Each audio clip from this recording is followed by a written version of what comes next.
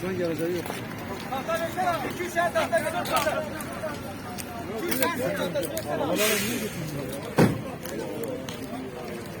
En azından